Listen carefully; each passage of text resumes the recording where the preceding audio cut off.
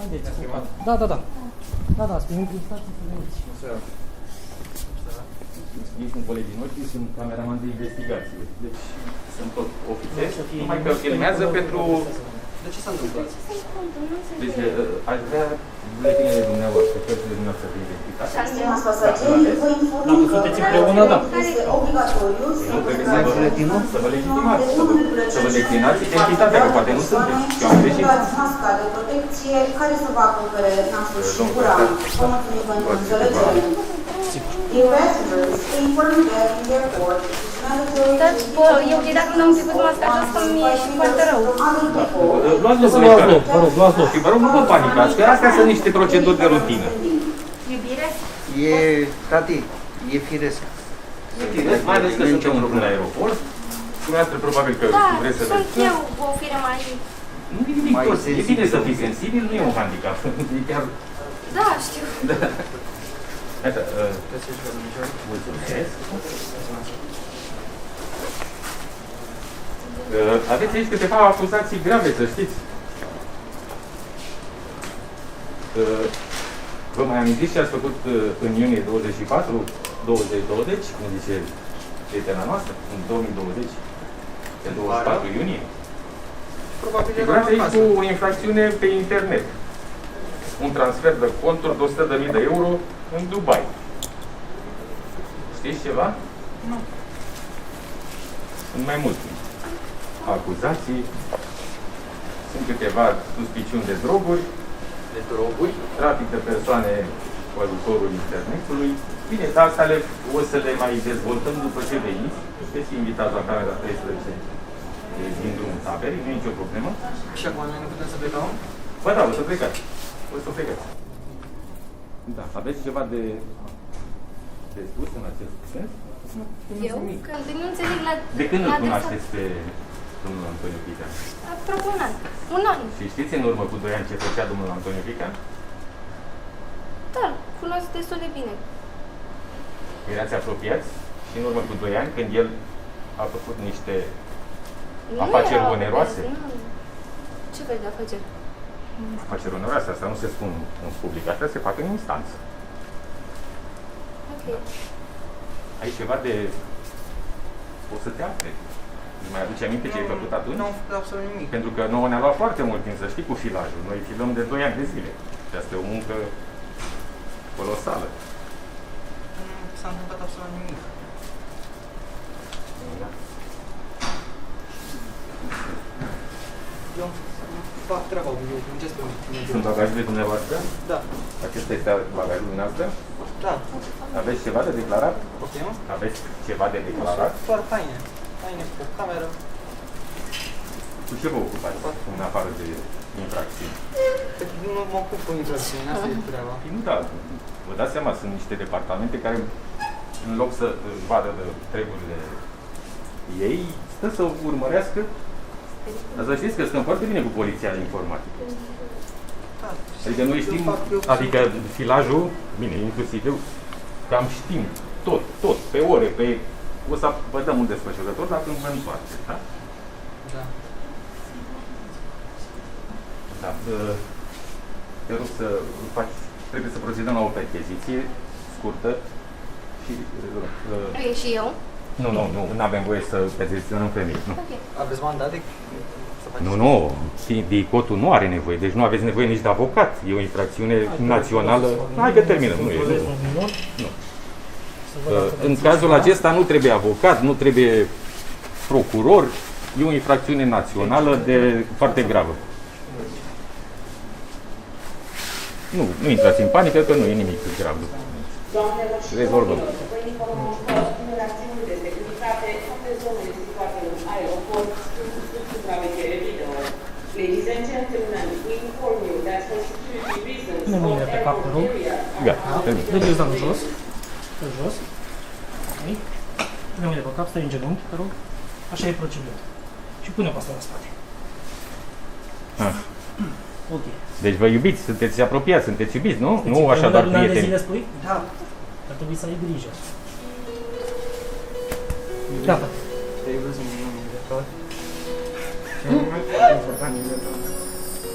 Vreau să spun că când te cunosc, mi-am dat seama că ești femeia de care am nevoie și cu care vreau să trăiesc. Și nu mai vreau să mai știu mai mult timp. Când simt că vreau să fac un fac. Vreau să fii tare. Asta e primul lucru. Pregătesc surpriza asta de foarte mult pregătesc. Da. Așa o pregătești. Și m-am gândit la momentul ăsta. Cum vreau să fac. Și știi că în ultimele săptămâni am avut super mega treabă, dar am făcut imposibilul și am pregătit să fie exact la carte, exact cum mi-am propus și exact cum mi-am dorit. Vreau să știi că ești cea mai importantă persoană din viața mea și că ești perfectă. Și că e prima noastră vacanță mai lungă și vreau să plecăm cu cel mai frumos cadou. Vreau să știi că se apropie anul pe care să facem împreună și nu găseam un cadou mai perfect. Așa că vreau să te întreb. Vrei să fii soția mea? Da, da!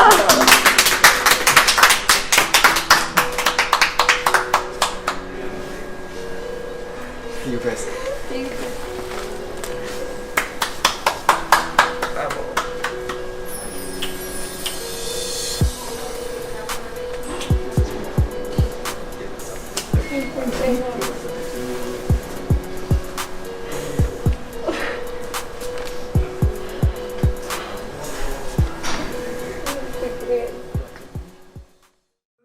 Bă, hai că dau play la hai. Ia, să auzim. Liniște!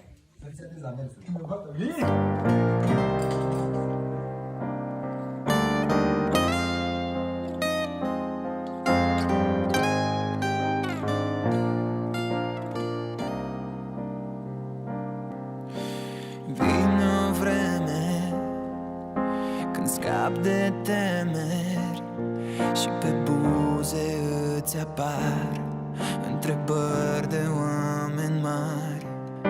Că eu de o vreme, de ceva vreme, mă tot gândesc să aleg momentul potrivit.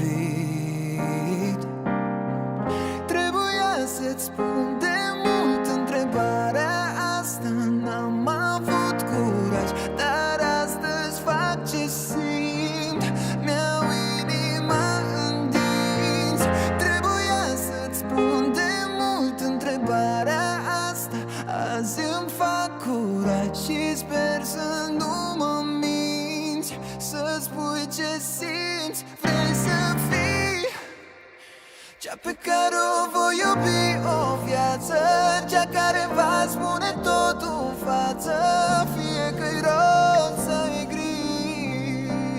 Vrei să fii cea care-mi va dărui speranță, cea care mă va iubi o viață, la fel în fiecare zi. Vrei să fii.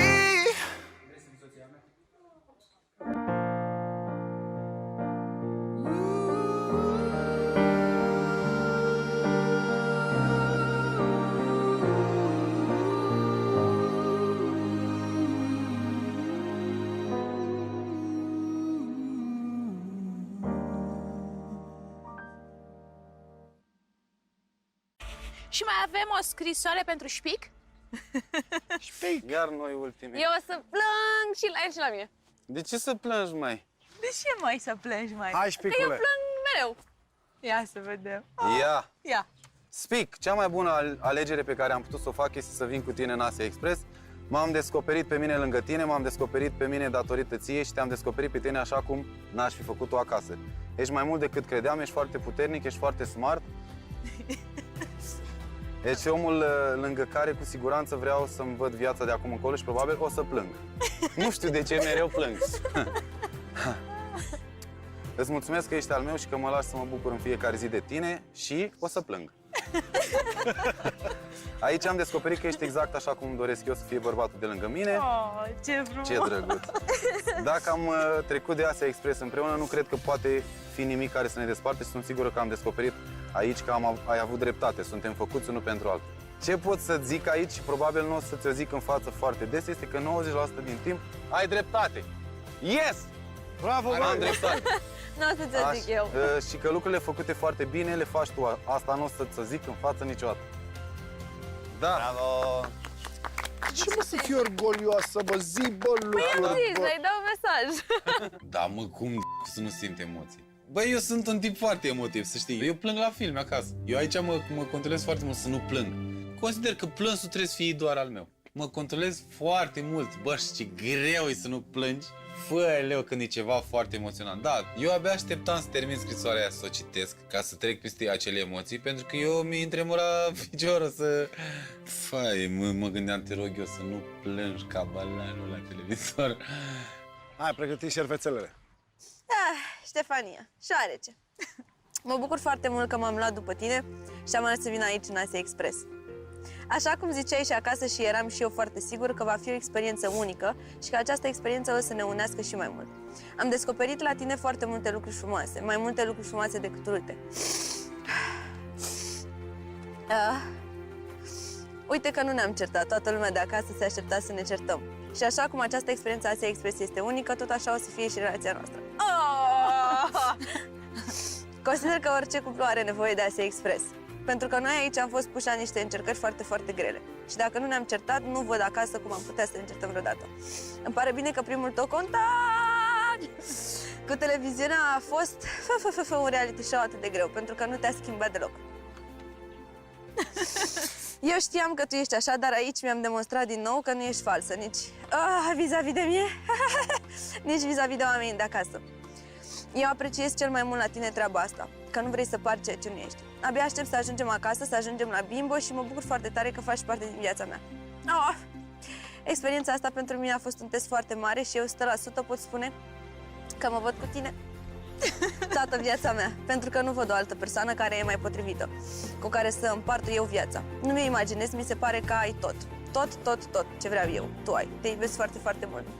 Totul m-a impresionat și m-a emoționat. Dar finalul cu te iubesc și că ești exact așa cum doream și a zis lucrurile exact așa cum mi le-aș fi zis eu mie dacă îmi doream să fiu el. Dacă eram în pielea lui, așa aș fi vrut să mi le spună cineva și așa mi le-a spus.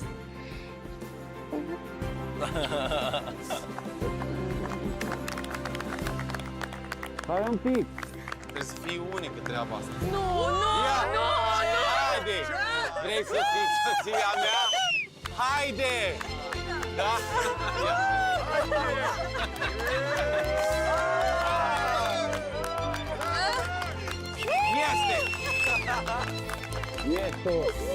Este! Aveți și nașii aici, e bine? Bravo, băi! Sper să fie pentru prima și ultima oară când vin în Asia Express și când fac acest gest. Bă, șpic, bravo, 10.